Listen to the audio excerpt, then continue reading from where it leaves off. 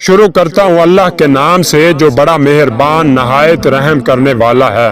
ایک دن امیر المومنین علی علیہ السلام اپنے اصحاب کے ساتھ تشریف فرما تھے کہ ایک شخص آیا اور اس نے آپ سے عرض کیا، آقا میں نے ایک لڑکے سے بدفعلی کی ہے، آپ مجھے پاک کر دیں۔ آپ نے فرمایا واپس چلا جا، ممکن ہے تو یہ الفاظ اختلال مزاج اور بدحواسی کی وجہ سے کہہ رہا ہے۔ وہ شخص واپس چلا گیا۔ دوسرے دن وہ پھر آپ کی خدمت میں حاضر ہوا اور عرض کرنے لگا، مولا مجھے اس گناہ سے پاک کریں۔ آپ نے اسے دوبارہ واپس کر دیا۔ وہ شخص تیسرے دن آیا اور وہی عرض کرنے لگا، آپ نے اسے پھر واپس کیا۔ آخر کار وہ شخص چوتھے دن پھر آیا اور آپ سے پاک کرنے کی درخواست کی۔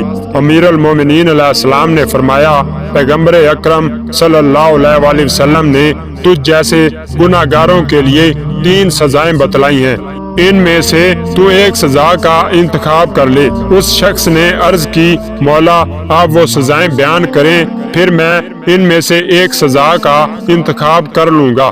آپ نے فرمایا وہ سزائیں یہ ہیں، پہلے نمبر پر جو سزا ہے کہ تیری گردن پر تلوار کا وار کیا جائے گا، وہ جہاں تک چلی جائے ٹھیک ہے۔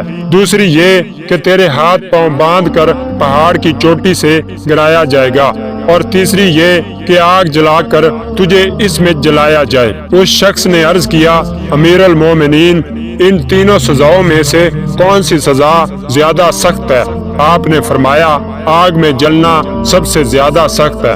اس شخص نے کہا، پھر میں آگ میں جلنے کو اپنے لیے زیادہ پسند کرتا ہوں۔ آپ نے فرمایا پھر لکڑیاں جمع کرو۔ اس شخص نے فوراً لکڑیاں لا کر حاضر کر دی۔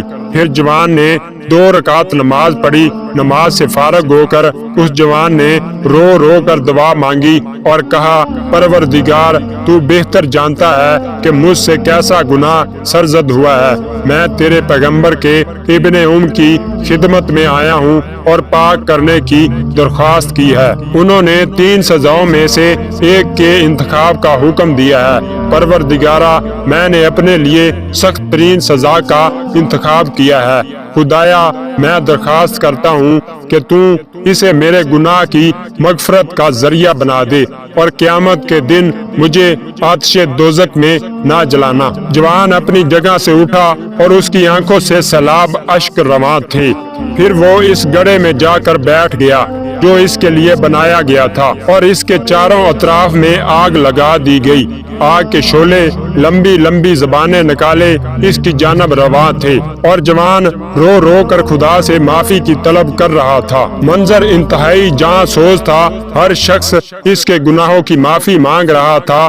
یہ رکت آمیز منظر دیکھ کر مولائے متقیان اور ان کے تمام اصحاب رونے لگے۔ مولا کائنات نے فرمایا، بندہ خدا اب اٹھ، تو نے آسمان و زمین کے ملائکہ کو بھی رلا دیا۔ اللہ نے تیری توبہ قبول کر لی ہے۔ اب اس گڑھے سے اٹھ جا اور دوبارہ یہ غلطی کبھی بھی نہ کرنا۔ تو دوستو اس واقعہ سے آپ نے کیا سبق حاصل کیا؟ غور طلب بات یہ ہے کہ امیر المومنین علی علیہ السلام نے اس برے گناہ کی کتنی بڑی 3 سزائیں بتائی ہیں جو کہ حضور پاک صلی اللہ علیہ وآلہ وسلم سے روایت کی گئی ہیں، لیکن اس کے برعکس آج کل ہم دیکھتے ہیں کہ یہ سب سے بڑا عظیم گناہ لوگ کتنی آسانی سے انجام دے رہے ہیں، اور سب سے بری بات یہ ہے اس گناہ عظیم کو پوری دنیا میں قانونی طور پر اجاگر کیا جا رہا ہے تاکہ پوری دنیا میں ہم جنس پرستی کی یہ لعنت پھیل جائے۔